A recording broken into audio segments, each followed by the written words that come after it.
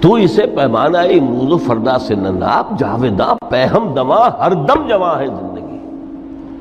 اس میں یہ وقفہ جو ہے خلق الموت والحیات لیبلوکم ایکم احسن عملا، یہ اس جسد کے ساتھ اس روح کا اتصال، اور یہ 30 40 50 60 70 80 100 برس کی عمر، یہ ایک وقفہ ہے، یہ امتحانی وقفہ ہے، تمہیں جانچا جا رہا ہے، پرکھا جا رہا ہے۔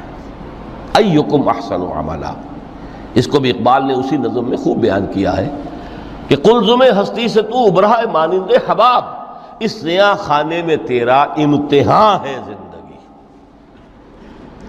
اب اگر تو دو چیزیں انسان پر واضح رہیں، اور نہ صرف واضح رہیں، مستحضر رہیں۔ واضح تو ہو جاتی ہے ایک چیز، پھر آدمی بھول جاتا ہے، تو کوئی فائدہ نہیں دیتا اس کے۔ مستحضر ایک یہ کہ اصل زندگی آخرت کی زندگی ہے، طویل ہے۔ بل توسرون الحیات الدنیا والآخرۃ خیر وابقیٰ، کلا بل تحبون العاجلہ وتذرون الآخرہ، تم اس عاجلہ کو پسند کرتے ہو، اس دنیا کی زندگی کو تم ترجیح دیتے ہو، جبکہ آخرت ہے جو باقی رہنے والی ہے، ابدی۔ اگر تو یہ معلوم ہو، جیسا کہ سورہ عنکبوت کی آیت کے حوالے سے میں نے آپ کو آیت سنائی کہ وما هذه الحیات الدنیا الا لہو ولعب وان الدار الاخرۃ لہی الحیوان لو کانوا یعلمون، اصل زندگی جو ہے وہ آخرت کی زندگی ہے، کاش کہ انہیں معلوم ہوتا۔ ایک حقیقت تو یہ معلوم ہو اور مستحضر رہے کہ اصل زندگی آخرت کی زندگی ہے، اور دوسری حقیقت یہ کہ یہ دنیا کی زندگی ایک امتحانی وقفہ ہے۔ قلزم ہستی سے تو ابھرا ہے مانند حباب، اس نیا خانے میں تیرا امتحان ہے زندگی۔ یہ مستحضر رہے تو اس کا نتیجہ کیا نکلے گا؟ انسان دنیا پرست نہیں بنے گا۔ متاع ہے دنیا، برتنے کی چیز ہے۔ وما هذه الحیات الدنیا الا متاع، برتنے کی چیز ہے، برتو اسے۔ اب میں یہاں آپ کو کچھ حدیثیں بھی سنا دینا چاہتا ہوں۔ ایک حدیث میں حضور نے عجیب نقشہ کھینچا ہے، مالی ولی دنیا، لوگوں مجھے تمہاری اس دنیا سے کیا سروکار، انما مثلی کراکب استظل تحت شجرۃ ثم راح فترکھا، میری مثال تو اس سوار کسی ہے جو تھوڑی دیر کے لیے کسی درخت کے سائے میں سستانے کے لیے رک جاتا ہے، وہ اس درخت کو اپنی منزل نہیں سمجھتا، اپنا گھر نہیں سمجھتا، تھوڑی دیر کا سستانا ہے، پھر وہ اس درخت کو خیر بات کہتا ہے، اپنا راستہ لیتا ہے، اپنی منزل کی طرف رواں ہو جاتا ہے۔ بس اتنا تعلق، منزل یاد رہے۔ چنانچہ ایک دوسری بڑی پیاری حدیث ہے، بہت مختصر بھی ہے، انما الدنیا خلقت لکم وانتم خلقتم للآخرہ، دیکھو یہ دنیا تمہارے لیے بنائی گئی ہے۔ خلق لکم ما فی السماوات و ما فی الارض، قرآن مجید کہتا ہے۔ اس لیے میں نے کہا تھا خلافت ہمیں دینی تھی تو سب کچھ ہمارے لیے بنایا گیا نا، یہ محفل سجائی گئی ہے ہمارے لیے، یہ سب ہمارے لیے بنایا گیا ہے، پورے عالم کو مسخر کیا گیا ہمارے لیے۔ سخر لکم، سورج بھی چاند بھی ہر چیز تمہارے لیے مسخر کی گئی ہے۔ انما الدنیا خلقت لکم وانتم خلقتم للآخرہ، لیکن تمہاری تخلیق ہوئی ہے، تمہیں بنایا گیا ہے، تمہیں پیدا کیا آخرت کے لیے۔ یہ منزل یاد رہے، میرا ٹھکانہ وہ ہے، میرا گھر وہ ہے، میری منزل وہ ہے، یہ راہ گزر ہے، یہ سفر ہے، یہ ایک وقفہ ہے، امتحانی وقفہ ہے۔ خلق الموت والحیات لیبلوکم ایکم احسن عملا۔ لیکن اب تیسری حدیث سنیے، اور یہ ہے وہ کہ جو اس دنیا کو، جو میں نے شروع میں کہا تھا، بڑی ٹھوس حقیقت ہے، یہ اللہ کی تخلیق ہے، سنجیدہ تخلیق ہے، ہم نے کوئی کھیل کود کے لیے تو نہیں بنایا ہے۔ ربنا ما خلقت ھذا باطلا،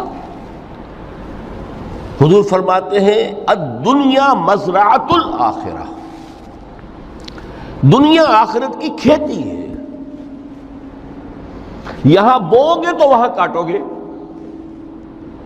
یہاں بوؤ گے نہیں تو کاٹو گے کیا خاک؟ اس اعتبار سے غور کیجئے، یہ دنیا اور حیات دنیاوی کا ایک ایک لمحہ ایک بڑی عظیم حقیقت بن کر سامنے آتا ہے۔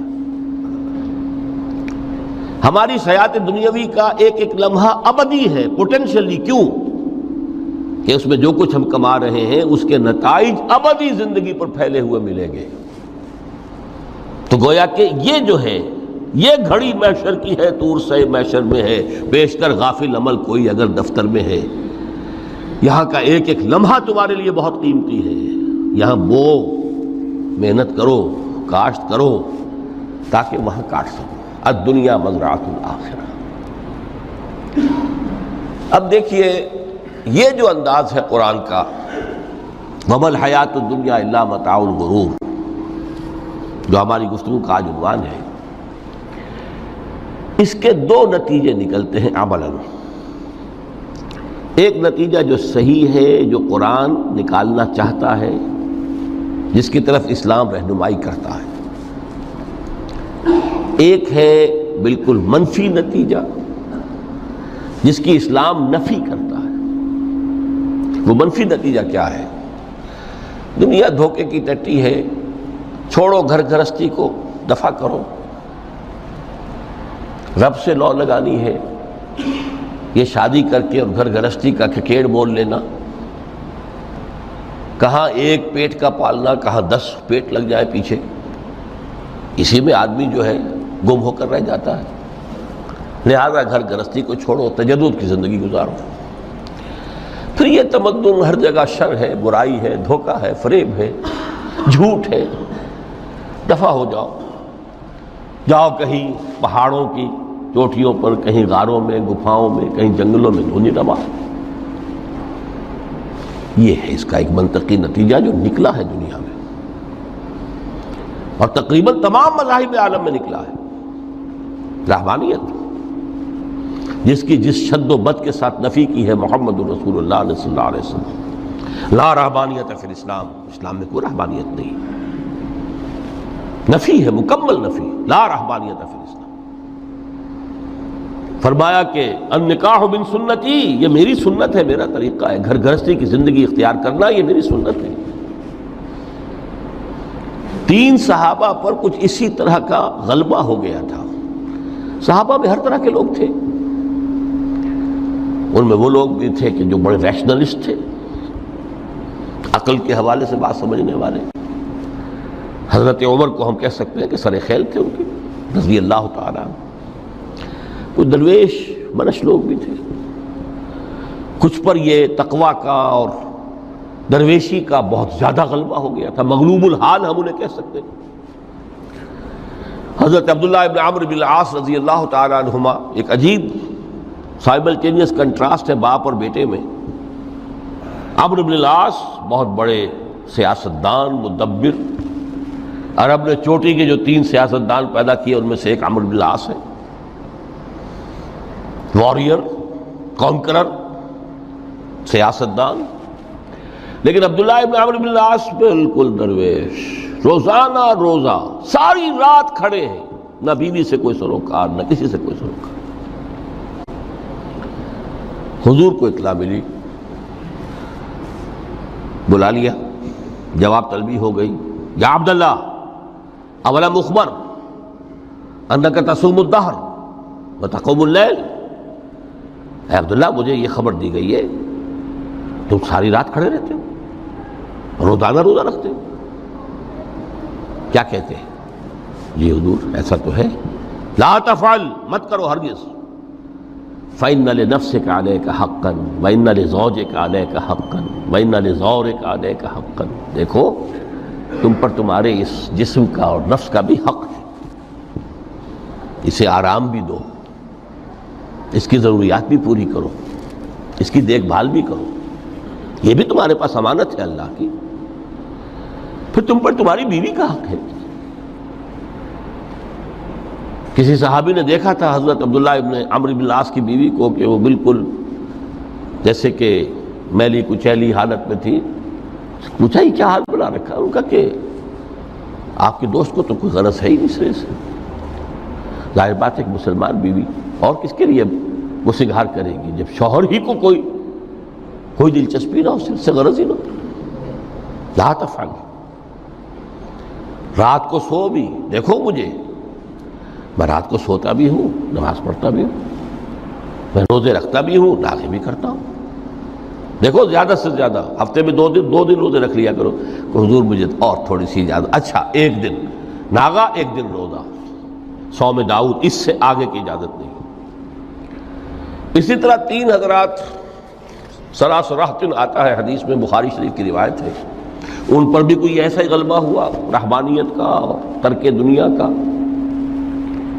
انہوں نے آ کے ازواج مطہرات سے معلوم کیا آپ کتنی رات نماز پڑھتے ہیں، کتنا دو سوتے ہیں، مہینے میں کتنے آپ روزے رکھتے ہیں نفلی. انہوں نے کوئی وہاں تو کھلی کتاب تھی سیرت محمد صلی اللہ علیہ وسلم، جو کچھ تھی حقیقت بیان کر. اب دیکھیے ایک عجیب ذہنیت، انہوں نے دیکھا کہ یہ تو کم ہے، ان کے اندازے کے اعتبار سے تو بہت کم ہے، لیکن یہ کہ اپنے آپ کو ذرا تسلی، حضور کی تو کوئی ضرورت نہیں ہے، آپ تو معصوم ہیں، آپ کیسے کوئی گناہ نہیں ہوا، کوئی خطا نہیں ہوئی، آپ کے لیے تو یہ اتنی عبادت ہمارے لیے تو کافی نہیں ہے، اب تو گناہ گار ہیں. ایک نے عہد کیا کہ میں کبھی نہیں سوؤں گا، رات بھر کھڑا رہوں گا. دوسرے نے کہا کبھی ناغا نہیں کروں گا، ہر روز روزہ رکھوں گا. تیسرے نے کہا میں شادی بیاہ کے کھکیڑ میں پڑوں گا نہیں.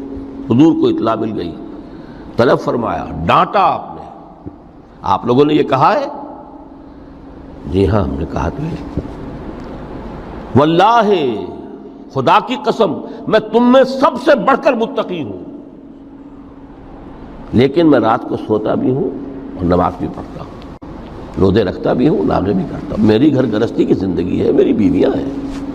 من رغب عن سنتی فلیس منی، یہ ٹکڑا جو جوڑ دیا جاتا ہے نکاح کے خطبے میں اس حدیث کے ٹکڑے کے ساتھ، یہ 2 علیحدہ حدیث ہے بالکل، النکاح من سنتی، اور یہ ٹکڑا اس طویل حدیث کا ہے، من رغب عن سنتی فلیس منی، جو میری سنت کو پسند نہیں کرتا پھر اس کا مجھ سے کوئی تعلق نہیں.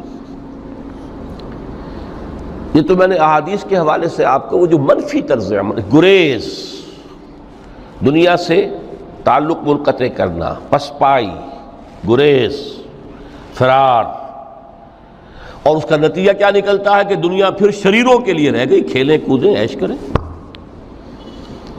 جو سلیم الفطرت نیک لوگ تھے وہ تو گئے، لہذا ان کو اب کوئی روک ٹوک کرنے والا ہی نہیں، کوئی پوچھنے تاشنے والا نہیں. ظالم جو چاہے ظلم کریں اور جس طرح چاہیں شریر جو ہے شرارتیں کریں. قرآن مجید میں سورہ حدید اس اعتبار سے نہایت عظیم صورت ہے، نہایت عظیم صورت ہے کہ وہاں یہ آیت بھی بہت ہی شاندار انداز میں آئی ہے، متاع الغرور والی، خاصی طویل آیت بن کر آئی ہے. اور جیسا کہ میں نے عرض کیا 4 جگہ تو حیات دنیاوی کو کہا گیا ہے صرف لہو و لعب یا لعب و لہو، لیکن یہاں جو ہے آیت نمبر 20، اعلموا انما الحیات الدنیا لعب و لہو و زینت و تفاخر بینکم و تکاثر فی الاموال والاولاد. 5 الفاظ کے حوالے سے اس حیات دنیاوی کے کچھ حقائق بیان کیے گئے. عام طور پر سرسری طور پر لوگ گزر گئے ہیں. محاورتاً جب بھی آتا ہے معاملہ لہو لعب، لعب و لہو، وہ تو 4 جگہ ہے، یہاں 3 الفاظ مزید آئے ہیں، اور ترکیب کیا؟ پہلے لعب ہے پھر لہو ہے. سورہ عنکبوت میں لہو و لعب یہ در حقیقت ایک طرح سے محاورے کی شکل اختیار کر گیا، تماشا اور کھیل، لیکن نہیں، یہاں ترتیب کچھ اور ہے. اس پر اگر آپ غور کریں گے تو یہ ایک عجیب سا نقشہ سامنے آتا ہے. حیات دنیاوی کے 5 ادوار، جن میں سے ہر دور میں ایک شے انتہائی اہم ہوتی ہے، توجہ کا مرکز بنی ہوتی ہے. ابتدائی دور ہے، بالکل بچہ بھی ہے، کھیل، بس لعب، اس کے سوا اسے کوئی زندگی سے سروکاری نہیں، زندگی کے تلخ حقائق ابھی اسے معلوم نہیں. بھوک لگی تو رو پڑے، ماں نے دودھ پلانا ہے، کھلانا ہے، ان سے تو کچھ نہیں کرنا اس نے، وہ لعب، کھیل. لیکن تھوڑا سا آگے چلتے ہیں، تین ایجر سٹیج میں جب داخل ہوتا ہے آدمی تو اب وہ نرا کھیل، معصومانہ کھیل نہیں رہتا، اس میں تلذذ، سینشول گریٹیفیکیشن کا عنصر شامل ہو جاتا ہے۔ اب اس نے کہا لہو، اعلموا انما الحیات الدنیا لعب و لہو۔ ذرا آگے بڑھیے تو انسان پر سب سے زیادہ دھن سوار ہو جاتی ہے، بناؤ سنگھار، میرا لباس فیشن کے مطابق ہو، کہیں ایسا نہ ہو مذاق اڑے۔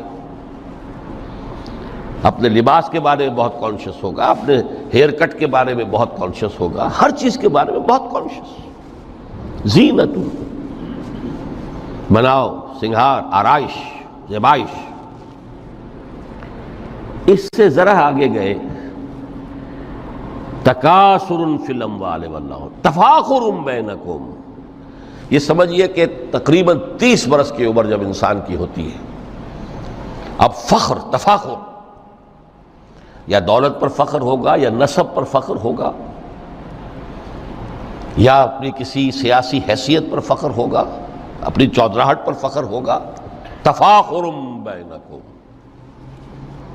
جس میں جان میں چونکہ توانائی ہوتی ہے، قوت ہوتی ہے، لیکن اس کے بعد جب عمر ڈھلی بڑا ریئلسٹک ہو جاتا ہے انسان۔ پھر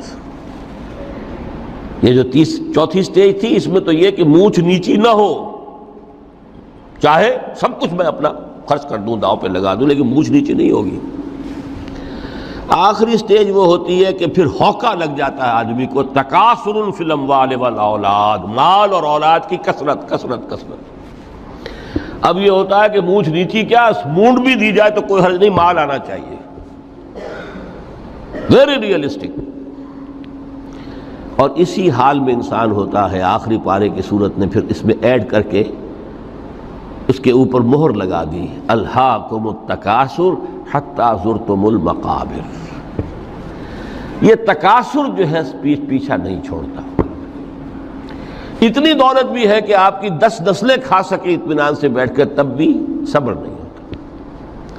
بڑے میاں کی ٹانگیں جو ہیں وہ قبر میں لٹکی ہوئی ہیں، لیکن تکاثر جو ہے، تکاثر مال، وہ پیچھا نہیں چھوڑتا۔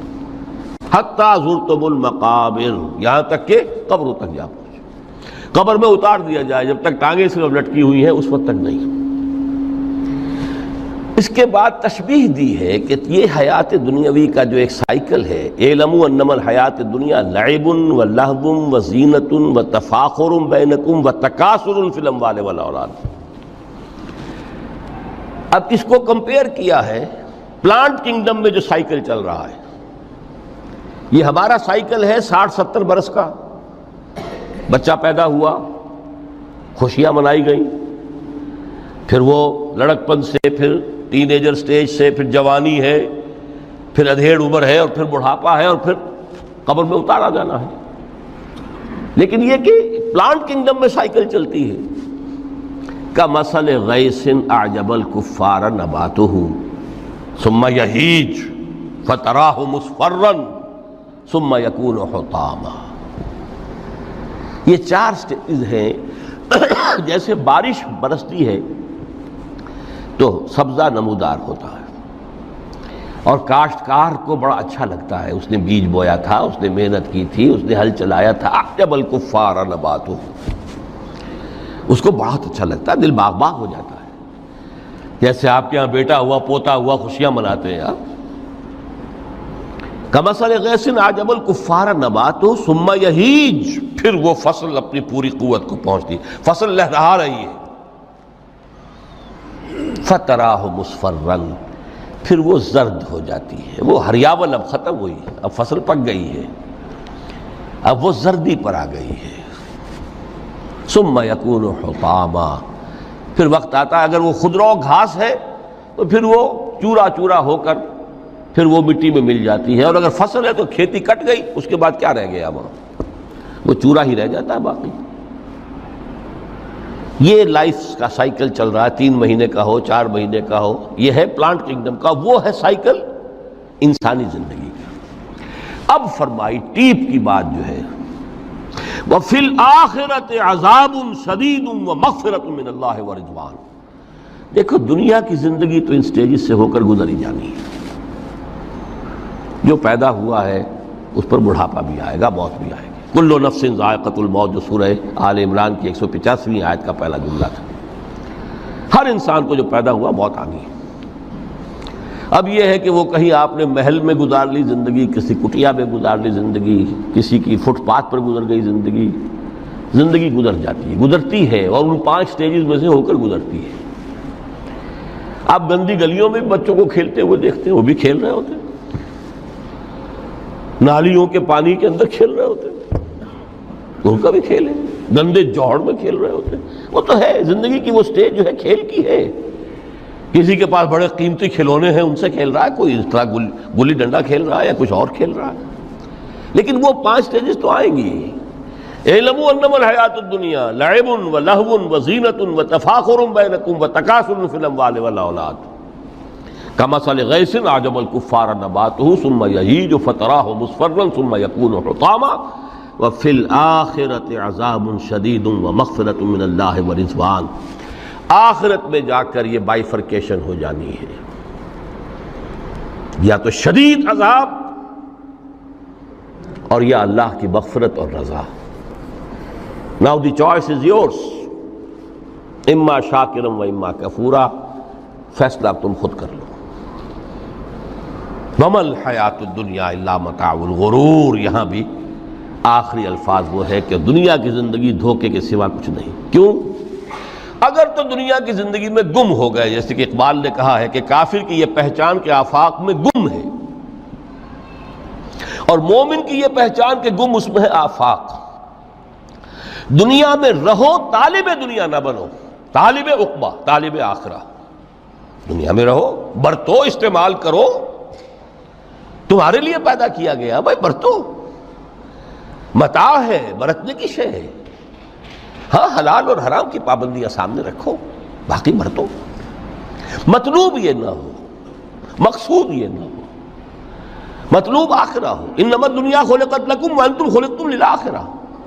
منزل وہ رہے، مستحضر رہے، سامنے رہے کہ میں تو اجنبی ہوں، یہاں یہ میرا وطن نہیں ہے۔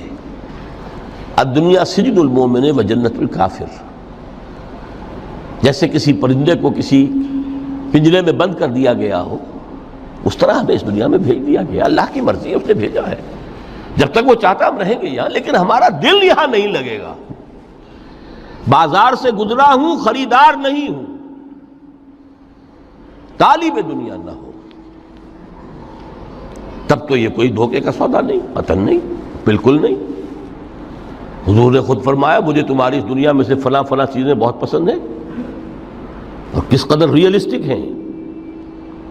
آپ نے عورتوں کے بارے میں فرمایا مجھے اس دنیا سے پسند ہے عورت، کوئی تصنع اور کوئی بھی تکلف اور کوئی خلاف فطرت بات نہیں کی محمد رسول اللہ صلی اللہ علیہ وسلم۔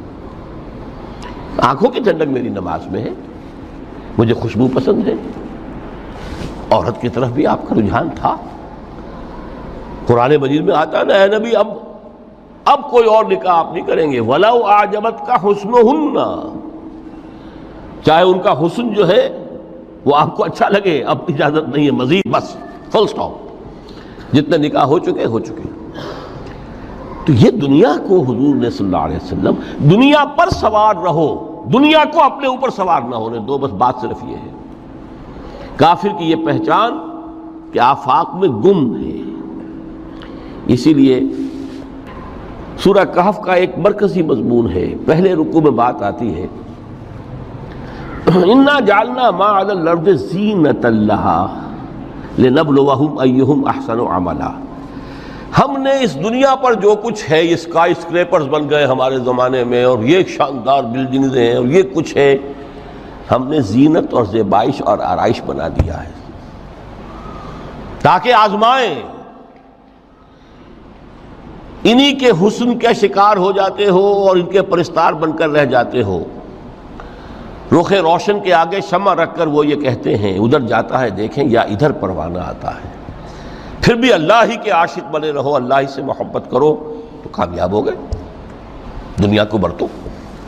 اگر دنیا یہ عروس ہزار داماد جو ہے اگر کہیں یہ محبوبہ بن گئی تو گئے ختم. اچھا دیکھیے اس سورہ حدید میں اب یہ دنیا کی حقیقت کو اس طرح بیان کر کے دو نتیجے جو اس سے نکلتے ہیں ان کو علیحدہ علیحدہ بیان کر دیا. ایک نتیجہ جو میں بیان کر چکا رہبانیت ترک دنیا، اس کی نفی کرتے ہوئے فرمایا وَلَقَدْ أَرْسَلْنَا نُوحًا وَإِبْرَاهِيمَ وَجَعَلْنَا فِي ذُرِّيَّتِهِمَا النُّبُوَّةَ وَالْكِتَابَ فَمِنْهُمْ مُهْتَدٍ وَكَثِيرٌ مِّنْهُمْ فَاسِقُونَ ثُمَّ قَفَّيْنَا عَلَىٰ آثَارِهِمْ بِرُسُلِنَا وَقَفَّيْنَا بِعِيسَى ابْنِ مَرْيَمَ وَآتَيْنَاهُ الْإِنجِيلَ وَجَعَلْنَا فِي قُلُوبِ الَّذِينَ اتَّبَعُوهُ رَأْفَةً وَرَحْمَةً وَرَهْبَانِيَّةً ابْتَدَعُوهَا مَا كَتَبْنَاهَا عَلَيْهِمْ. اصل مضمون یہ تھا جس کے لیے تمہید اتنی لمبی باندھی. ہم نے نوح کو بھیجا، ابراہیم کو بھیجا، ان کی اولاد میں ہی نبوت اور کتاب رکھ دی. پھر ان کے نقش قدم پر ہم نے اٹھایا عیسیٰ ابن مریم کو، انہیں انجیل دی، اور جو لوگ ان پر ایمان لائے ان کے دلوں میں رحمت اور رافت کے جذبات پیدا کر دیے، انسانی ہمدردی. حضرت عیسیٰ کا جو اپنا مزاج تھا ظاہر بات ہے کہ آپ کے حواریین اور آپ پر ایمان لانے والوں میں اسی کا ایک عکس پیدا ہونا تھا، لہذا وہ ایک خاص کیفیت. لیکن فرمایا ایک شے کو انہوں نے بدعت کے طور پر ایجاد کر لیا، وَرَهْبَانِيَّةً ابْتَدَعُوهَا مَا كَتَبْنَاهَا عَلَيْهِمْ. رہبانیت کی انہوں نے بدعت ایجاد کر لی، یہ انہوں نے کی ہے، ہم نے یہ ان پر فرض نہیں کی تھی. یہ ہے وہ منفی نتیجہ. گریز، خانقاہوں میں جا کر بیٹھ جاؤ، موناسٹسزم، تجرد کی زندگی گزارو. نتیجہ اس کا کیا نکلتا ہے کہ بظاہر راہب اور راہبائیں رہ رہی ہیں اور رہ رہے ہیں، اور اندر جو حرام کاری کے بازار چل رہے ہیں، اور تہخانوں کے اندر حرامی بچوں کی قبروں کے قبرستان بنے ہوئے. ہسٹری آف کرسچین موناسٹسزم پر کتابیں پڑھ لیجیے، خود انہوں نے اپنے سارے جو ہیں بخیے ادھیڑ کر خود رکھ دیے. یہ رہبانیت یہ اسلام کا راستہ نہیں ہے. احادیث کے حوالے سے میں آپ کے سامنے پہلے بیان کر چکا ہوں. میں بعد میں تھوڑا سا عرض کروں گا کہ ہمارے ہاں بھی یہ رسم کیوں آئی اور کیسے آئی. الحمدللہ اس درجے میں نہیں آئی جس درجے میں کہ کرسچینٹی میں آئی ہے، الحمدللہ ثم الحمدللہ، لیکن کسی درجے میں اگر آئی ہے تو کیوں آئی ہے یہ میں بعد میں عرض کروں گا. لیکن اس کا مل حیات الدنیا الا متاع الغرور کا دوسرا نتیجہ کیا ہے؟ پہلا نتیجہ تھا گریز کا، پسپائی کا، فرار کا، معاشرے سے نکل بھاگنے کا، تاکہ معاشرے میں اشرار کھل کھیلیں، جو چاہیں کریں. ایک راستہ یہ ہے، ترک دنیا کے معنی ہیں ترک لذات دنیاوی، آسائشوں کو ترک کرنا. سختیاں جھیلنا کس لیے؟ تاکہ دنیا سے ظلم کا خاتمہ ہو، باطل کا تختہ الٹ دیا جائے، ظلم کا استیصال. ظاہر بات ہے ظالم آسانی سے ظلم نہیں چھوڑے گا، ایکسپلائٹر وعظ و نصیحت سے اپنے ایکسپلائٹیشن سے باز نہیں آئے گا. شاذ ہوتے ہیں اس طبقے کے اندر بھی یقیناً کچھ سلیم الفطرت لوگ ہوتے ہیں، جیسے طبقہ اشرافیہ سے تھے حضرت ابو بکر رضی اللہ تعالیٰ عنہ، سلیم الفطرت انسان تھے. وہ کوئی غلاموں کے طبقے سے تو نہیں تھے، کوئی فقراء کے مساکین کے طبقے میں سے نہیں تھے، اونچے طبقے میں سے تھے. عشرہ مبشرہ اکثر و بیشتر اس طبقے سے تھے. لیکن بائی اینڈ لارج وہ جو طبقہ ہوتا ہے، یا تو وہ اپنے جبر اور استبداد کا تخت جو ہے جما کر بیٹھا ہوا لوگوں کی گردنوں کے اوپر، پولیٹیکل ریپریشن ہے، یا اکنامک ایکسپلائٹیشن ہے، استحصال.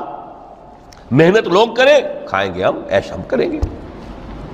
محنت کسان کرے جا کے کھیت میں، ہم لے آئیں گے اپنا حصہ اور عیش کریں گے.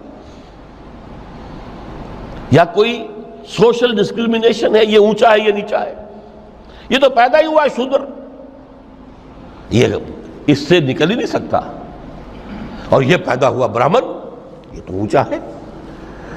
اس تینوں قسم کے ظلم، اس کا خاتمہ کرنا، اس کے لیے جد و جہد کی ضرورت ہے، جہاد کی ضرورت ہے، قتال کی ضرورت ہے. اور جہاد و قتال آپ نہیں کر سکتے جب تک کہ لذات دنیاوی سے کنارہ کشی نہ کریں، جب تک کہ اپنی بیلٹ کو ٹائٹ نہ کریں، جب تک کہ اپنی ضروریات زندگی کو کم نہ کریں۔ ضروریات زندگی کم کریں گے تو تفریغ الاوقات ہوگا، جو تبلیغی بھائیوں کی اصطلاح ہے بہت اہم، اپنے وقت کو فارغ کر سکیں گے۔ اس وقت کو فارغ کریں گے تو پھر وہ جد و جہد، وہ محنت، وہ جہاد، اس کے لیے آپ کے پاس وقت ہوگا، اس کو آپ لگا سکیں گے۔ پھر اس میں جب سخت سے سخت منزلیں آئیں گی تو اس میں میدان میں مقابلہ بھی ہوگا، جان کی بازی بھی کھیلنی پڑے گی۔ اس میں قید و بند کا وقت بھی آ سکتا ہے۔ 3 برس تک اگر محمد عربی صلی اللہ علیہ وسلم پورے خاندان بنی ہاشم کے ساتھ، بدترین اسیری سمجھ لیجئے شیب بنی ہاشم میں جو رہیں، یہاں تو اسیروں کو آپ راشن تو دیتے ہیں، کھانا تو دیتے ہیں، وہاں تو اصل جو ہے وہ تو دونوں طرف سے گھاٹی کا منہ بند کر دیا گیا تھا، سیل تھی کہ کوئی شے جو ہے وہ جانے نہ پائے اندر۔ 3 برس، جس میں کہ وہ وقت بھی آیا ہے کہ سوکھے ہوئے چمڑے ابال ابال کر اس کا پانی جو ہے بلکتے ہوئے بچے، پھول جیسے بچے بنی ہاشم، ان کے حلق میں ٹپکایا گیا ہے، اور کچھ نہیں۔ کچھ تھے لوگ، حکیم بن حزام جیسے رضی اللہ تعالیٰ عنہ، بعد میں ایمان بھی لے آئے۔ حضرت خدیجہ رضی اللہ تعالیٰ عنہ کے چونکہ وہ قریبی رشتہ دار تھے، وہ پہاڑ کو کراس کر کے چوٹی پر سے اتر کر کچھ کبھی کبھی کھانے پینے کی چیز پہنچا دیتے تھے۔ یہ سارے مراحل آئیں گے۔ یہ جو ہے یہ مثبت ہے۔ ترک دنیا وہ نہیں۔ ترک دنیا سے مراد دنیا کی لذتوں سے، دنیا کی آسائشوں سے، ان سے آدمی اپنے آپ کو پیچھے ہٹائے، ان کو چھوڑے، ان کو ترک کرے، تاکہ اپنا وقت، اپنا مال، اپنی صلاحیتیں صرف کر سکے۔ کس کام کے لیے؟ اب اس کے لیے دیکھیے آیت نمبر 25 ہے یہ سورہ حدید کی۔ لَقَدْ أَرْسَلْنَا رُسُلَنَا بِالْبَيِّنَاتِ، ہم نے اپنے رسولوں کو بھیجا واضح چیزوں کے ساتھ۔ بینہ وہ شے جو از خود ظاہر ہو۔ آفتاب آمد، دلیل آفتاب۔ جب سورج طلوع ہو گیا وہ خود اپنے وجود پر دلیل ہے، اس کے لیے کسی اور اضافی دلیل کی ضرورت نہیں کہ سورج موجود ہے، وہ تو ہے، سب کو نظر آ رہا ہے۔ تو بینات سے مراد معجزے بھی ہیں، اور وہ تعلیم جو ہے بنیادی دین کی کہ جو فطرت انسانی کی جانی پہچانی ہوئی شے ہے، دونوں پر اس کا اطلاق ہو جائے گا۔ لقد ارسلنا رسلنا بالبینات وانزلنا معهم الکتاب والمیزان، اور ہم نے ان کے ساتھ کتاب اتاری، میزان اتاری۔ یہ سب کچھ کس لیے کیا؟ لیقوم الناس بالقسط، تاکہ لوگ عدل پر قائم ہوں۔ یہ ہے سول آبجیکٹو۔ یہ نہیں بس ہماری کتاب پڑھ لیا کرے، ختم قرآن ہو گیا، اللہ اللہ دعا مانگ لی، چھٹی۔ قائم کرو اس کو، وہ میزان عدل نصب کرو، ہر ایک کو وہی تل کر ملے جو اس کا حق ہے، اور ہر ایک سے وہ لیا جائے کہ جو اس کے ذمہ واجب ہے۔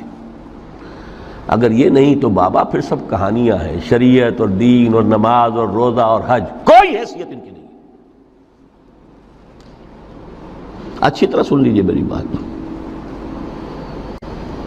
قرآن مجید میں کہلوایا گیا حضور سے، قل یا اہل الکتاب لستم علی شیء حتی تقیموا التوراۃ والانجیل وما انزل الیکم من ربکم۔ اے نبی ان سے کہہ دیجئے، ہے کتاب والو تمہاری کوئی حیثیت ہی نہیں، ہماری نگاہوں میں تمہارا کوئی مقام ہی نہیں، جب تک کہ تم قائم نہیں کرتے تورات کو اور انجیل کو اور جو کچھ کے نازل کیا گیا تمہاری طرف، تمہارے رب کی طرف سے۔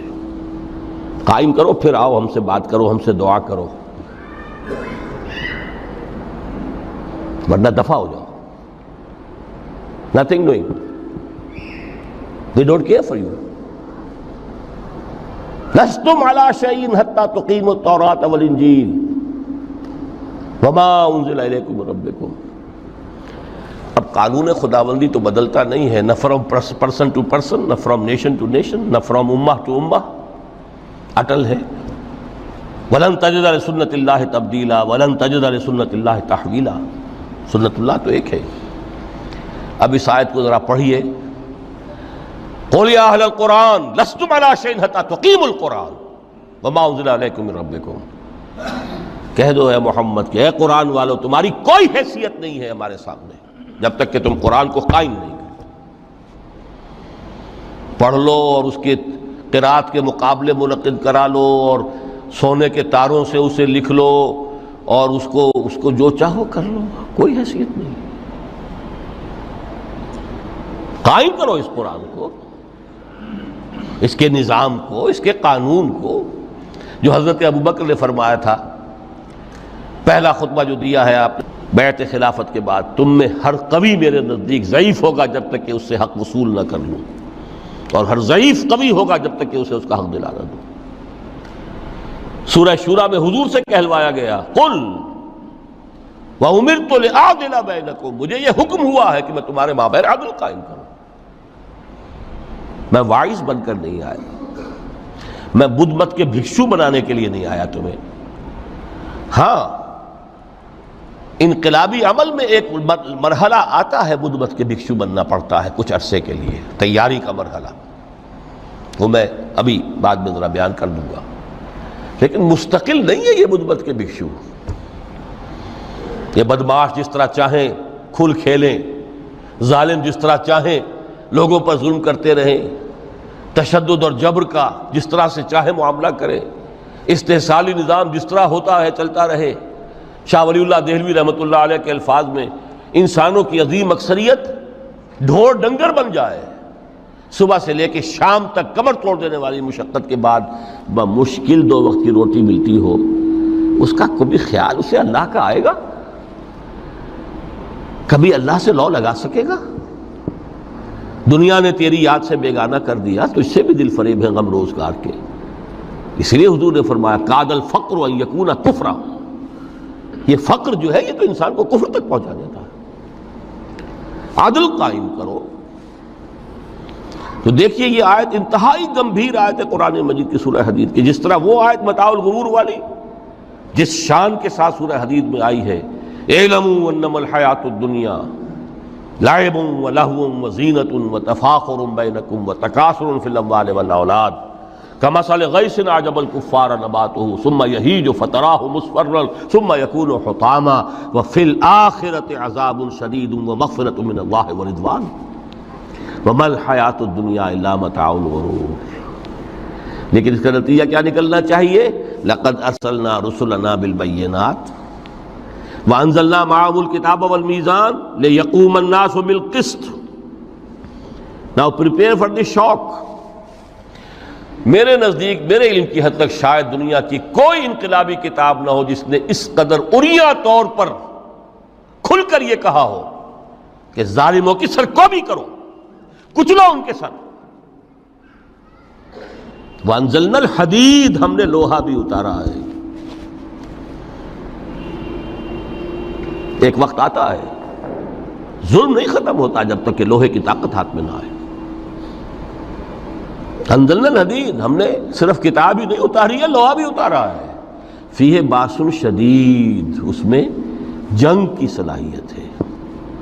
ومنافع للناس، لوگوں کے لیے کچھ اور منفعتیں بھی ہیں، کوئی توا پرات چمٹا یہ بھی بنا لو، ٹھیک ہے، لیکن اصلاً یہ اسلحہ کے لیے۔ وانزلنا الحدید، اسی تو سورہ حدید کا نام حدید ہے۔ فیہ باس شدید ومنافع للناس ولیعلم اللہ من ینصرہ ورسلہ بالغیب، اللہ دیکھنا چاہتا ہے کون ہے اس کے وفادار بندے جو اس لوہے کی طاقت کو ہاتھ میں لے کر مدد کرتے ہیں اس کی اور اس کے رسولوں کی غیب میں ہونے کے باوجود۔ ان اللہ قوی عزیز، ویسے اللہ قوی ہے، عزیز ہے، آن واحد میں کفر کو ختم کر دے جب چاہے، آنے واحد میں ظالموں کا ظلم جو ہے وہ ختم کر کے رکھ دے، وہ سب کچھ کر سکتا ہے۔ لیکن پھر تمہاری آزمائش کیسے ہوگی؟ کیسے معلوم ہوگا ہوز ہو، کس کا کیا مقام تھا، کس کے پاس کتنا یقین کا سرمایہ تھا، کس کے ایمان کی گہرائی اور گہرائی کا کیا عالم تھا، کس نے ہمارے دین کے لیے کیسی کیسی قربانیاں جھیلی ہیں۔ یہ ہے ترک دنیا جو موسٹ پروفاؤنڈ ہے، نتیجہ خیز ہے، خیر کو وجود میں لانے کے لیے ہے، لیکن اس کی مثالیں موجود ہیں۔ حضرت مصعب بن عمیر رضی اللہ تعالی عنہ ایام جاہلیت میں کہا جاتا ہے ان کا جوڑا جو ہے شام سے تیار ہو کر آتا تھا، جیسے کبھی مشہور ہے کہ پنڈت نہرو کا بھی کپڑے سل کر آتے تھے پیرس سے۔ موتی لال نہرو کا بیٹا، اور موتی لال نہرو وہ تھا کہ وائس رائے کی پہلی کار آئی ہے ہندوستان میں تو دوسری کار موتی لال کی آئی، اس کا بیٹا، اس کے کپڑے پیرس سے سل کر آتے تھے۔ مصعب بن عمیر کے کپڑے شام سے تیار ہو کر آتے تھے، اور وہ ہمیشہ عطر میں بسے ہوئے ہوتے تھے۔ جہاں سے گزر گئے معلوم ہوا کہ پوری گلی جو ہے وہ مہک اٹھی، معلوم ہو جائے کہ مصعب گزرا ہے یہاں سے۔ ایمان لائے محمد رسول اللہ پر صلی اللہ علیہ وسلم۔ باپ فوت ہو چکا تھا، اس کی چھوڑی ہوئی دولت تھی، ماں تھی، لیکن وہ خاندان کا نظام، چچا تھا سربراہ، وہ بدترین کافر۔ اس نے پہلے سمجھایا ہوگا 100 طریقے آزما کے، پھر آخری بار اس نے آزمایا کہ جس دولت کے اوپر تم عیش کر رہے ہو یہ تمہارے مشرک باپ کی دولت ہے، نکل جاؤ گھر سے۔ انہوں نے سمجھا تھا جیسے سورہ صافات میں آتا ہے فَأَرَادُوا بِهِ كَيْدًا فَجَعَلْنَاهُمُ الْأَسْفَلِينَ۔ انہوں نے حضرت ابراہیم کے بارے میں سمجھا تھا جب دیکھیں گے کہ آگ تیار ہو رہی ہے اور یہ اس میں مجھے ڈال دیں گے تو سب یہ نشہ حرن ہو جائے گا، یہ توحید وحید سب ہوا ہو جائے گی۔ لیکن ہوا کیا؟ بے خطر کود پڑا آتش نمرود میں، عشق عقل ہے محو تماشائے لبے بام۔ اس نے تو یہ دھمکی دی تھی کہ دن میں تارے نظر آ جائیں گے مصعب کو، ناز و نام میں پلا ہوا انسان، اسے کہہ دیا جا نکل جاؤ گھر سے۔ اٹھ کر چلنے لگے، اس کا تیش جو ہے اور اچھا یہ کپڑے بھی اسی مشرک باپ کے ہیں، اتارو ان سب کو۔ مادر ذات برہنہ ہو کر گھر سے نکلے، مادر ذات۔ پھر وہی ہے کہ جن کے نام قرائے فال بنام من دیوانہ زدند، کہ بیعت عقبہ اولا ہوئی ہے، لوگوں نے کہا کہ ہمیں کوئی مقری دیجئے قرآن پڑھانے والا جو ہمیں قرآن پڑھائے۔ حضور نے فرمایا جاؤ مصعب۔ وہ مصعب وہاں جا کر مدینے میں المقری بن گئے، جا المقری، وہ آ رہا پڑھانے والا۔ اور 1 سال کی محنت، دعوت اور تبلیغ اور قرآن کے پڑھانے کے نتیجے میں اگلے سال 75 افراد لا کر حضور کی جھولی میں ڈال دی۔ یہ مصعب ہیں۔ شہادت ہوئی ہے غزوہ بدر میں۔